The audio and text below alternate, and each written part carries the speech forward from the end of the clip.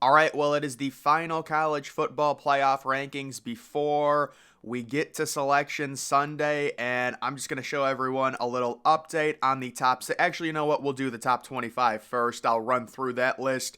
You do have Kansas State at number 25, Liberty at number 24, Clemson still remains ranked, sitting at 8-4 at number 23, Tulane at 22, so Tulane in front of Liberty. If SMU beats Tulane, I do think SMU would move in front of Liberty. It's just due to Liberty's horrible schedule. They've beaten really no one of note. Obviously, if Tulane wins, they will stay in front of Liberty no matter what, and they will go to the New Year's Six Bowl. So I think it comes down to Tulane or SMU for the New Year's Six Bowl. Liberty, I feel, cannot make it no matter what happens because SMU, if they beat Tulane will drop out, but SMU will move in front of Liberty, in my opinion, even if Liberty goes undefeated. Again, that's just based on how bad their schedule was. You can see Tennessee at 21, Oregon State falling down to 20, NC State sitting at number 19.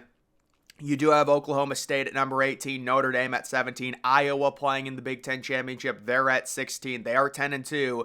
Obviously, they play in a horrible, horrible division. Arizona, very impressive. Top 15 regular season finish for them. Louisville at 14. Kind of some interesting dynamics between Louisville and NC State. If Louisville loses to FSU, if they drop below NC State, then NC State would actually very likely go on to face Ohio State in the Orange Bowl. Otherwise, it would be Louisville with Ohio State. A lot of the Buckeyes dreading that matchup. It would be very bad, especially for them, considering it's a lose-lose against a team like Louisville. At number 13, it is LSU. At number 12, it's Oklahoma. Some people have Oklahoma sneaking in to a New Year's Six Bowl. Certainly, they have the analytics for it, but we will see. At number 11, it is Ole Miss. At number 10, Penn State. Penn State, seemingly a team that probably will make a New Year's Six game, with just those two losses. They could be the team that faces the group of five. We saw Penn State face Memphis back in like 2019, 2020. They could possibly have a matchup with SMU or Tulane. Missouri at number 9. There's some infighting right now between Missouri and Ole Miss on who should be, the New Year's Six representative. It seems like it's probably going to be Missouri. Those teams are so evenly matched, in my opinion, it's hard to pick. Alabama at number 8. Texas at number 7. Ohio State drops back to number 6. So having Oregon above Ohio State really makes no sense unless you're just going ironclad by the eye test. That's the only justification you can have for having Ohio State below Oregon. Ohio State, their metrics are better, their wins are better, their losses more quality. Everything for Ohio State is better than Oregon outside of possibly the eye test. And listen, it's anecdotal. It doesn't matter. Even if you put Ohio State at 5, Oregon at 6, if Oregon beats Washington, they're going to jump Ohio State no matter what because they have the extra 13th data point. They have a conference championship. Ohio State obviously is not going to have that, but just kind of an anecdotal thing. It really makes no sense unless you're just fully going based on the eye test. Oregon should be above Ohio State because Ohio State's metrics are better pretty much in everything than Oregon. Strength of record, strength of schedule, wins, everything. So they do have Oregon at number 5, Washington obviously at number 4, all the undefeated teams, you could see Washington at number 3, Florida State at number 4, Michigan sitting at number 2, and Georgia remaining at number 1. There were some people wondering, would Michigan possibly move to number 1? I think if Michigan faced an elite team, non-conference, and won, they would be number 1 right now because their non-conference schedule was really bad. And yes, I am including UNLV. I know UNLV had a nice season, but actually when they faced Michigan, they had kind of a worse quarterback. They changed quarterbacks, and that kind of turned their season around. But Georgia, certainly if they beat Alabama, they're guaranteed to be the 1 seed. The first thing I want to outline is the interesting situation here for Georgia. Obviously, if you're the 1 seed, you want to face FSU. There is no doubt about it. But could we see a scenario where Oregon beats Washington, which is very likely considering they're 9.5-point favorites? Would FSU move up to number 3? And Michigan gets a de facto bye to go to the national championship, even though Georgia's ranked above Michigan.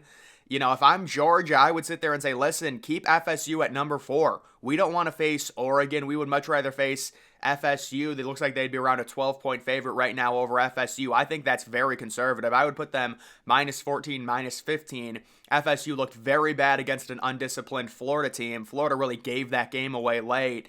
We will see how FSU does against Louisville. A lot of people thinking they lose. I did project them to lose, but only by 3. And we know this FSU team, they have weird ways to win, especially against a team like Louisville, who maybe doesn't have the talent to match up with FSU, even without their starting quarterback. Although FSU's backup got nailed. I don't know if he has a concussion or if he will play. But either way, just looking at Michigan, I would expect Michigan to either be ranked 2 or 1 next week. It all depends on if Alabama beats Georgia. If Georgia wins, Michigan will be 2. If Alabama wins, Michigan will be 1. And then if Michigan somehow loses to Iowa, I can't even say what would happen. Michigan would be 12-1. They would have a win over Ohio State. They would have made the Big Ten championship but lost it. What a strange scenario that is, losing to Iowa. Those Big Ten championship games always seem to work out the same way. It's like close in the first quarter, and then it's just a complete blowout. Michigan sitting 23-point favorites. Washington, I think it's very obvious. They have to win. If they lose, they're out in any form. I understand people are saying, well, there's a scenario where it would be a one-loss Washington versus a one-loss Ohio State. I can guarantee you Ohio State would get in that scenario. They've just got way better analytics than Washington. Washington is really lagging, and it's because they've had so many close games against bad teams recently.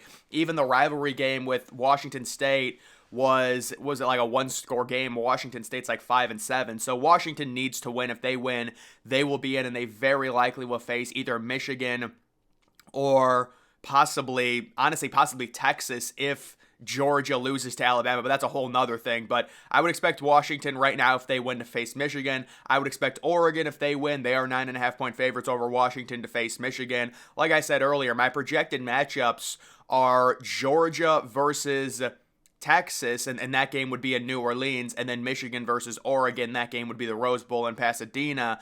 Looking at Texas, that's kind of the elephant in the room, Texas and Alabama. Bama can really throw a wrinkle into this. I don't think they will. I really do like Georgia to beat Alabama. Alabama struggled against Auburn. I understand you can say it's a rivalry game, but Georgia, at this point, betting against Georgia, it's just ridiculous. I mean, they're just a complete well-oiled machine. At some point, you have to say, all right, the facts in front of us are Georgia's just ridiculously good. They've been good for 3 straight years. They've been extremely consistent. Carson Beck's way better than I thought he was going to be. And Georgia's just going to beat Alabama, in my opinion. But if Alabama wins that game, Texas is going to be possibly, completely insulated into the playoff, you would expect, because it would be a situation where Georgia would have to drop below Alabama, but Alabama's still below Texas. Would they move Alabama in front of Texas and say that, oh, that game happened in week 2, the Alabama team is different, Jalen Milroe is different, which is true, but you still have the on-field results in week 2 of Alabama losing at home to Texas. That could possibly push Texas into the playoff. Is Texas screwed right now? Possibly. They possibly are. They could be a one-loss team. That's a conference champion. That doesn't make the playoff. If all of the favorites win, they are out, because you do have 4 undefeated teams, and this is just one of those years where, there were several games that Florida State easily could have lost. They were completely outplayed by Clemson in week 4, but they won it. There were several games that Washington could have lost. They were outplayed against Oregon, but they won it. So this year we've just had a lot of close games, go the undefeated team's way, and that's why we have 4 undefeated teams. So Texas might be screwed. Alabama, there's no way. If they beat Georgia, they have to be in. Now, how would that work exactly? I think it's very ugly. Would you leave Oregon out? Because you would have to move Texas up. Georgia would fall completely out of it. I understand people saying Georgia would still make it. It's very unlikely. It's extremely unlikely due to Georgia's bad non-conference schedule. Their regular season schedule was decent, I guess, with Missouri playing better and stuff, Ole Miss having a good year. But at that point, Georgia, they'd have to be below Michigan, probably have to be below Florida State unless you really went crazy, and then they'd have to be below Oregon, very likely, because Oregon already has a better FPI. They've got better analytics than Georgia, and they're going to have a conference championship. It's going to be 1 loss versus 1 loss.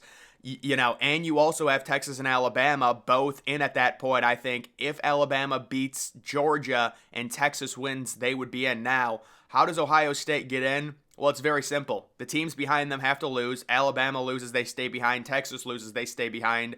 And then they also need FSU to lose.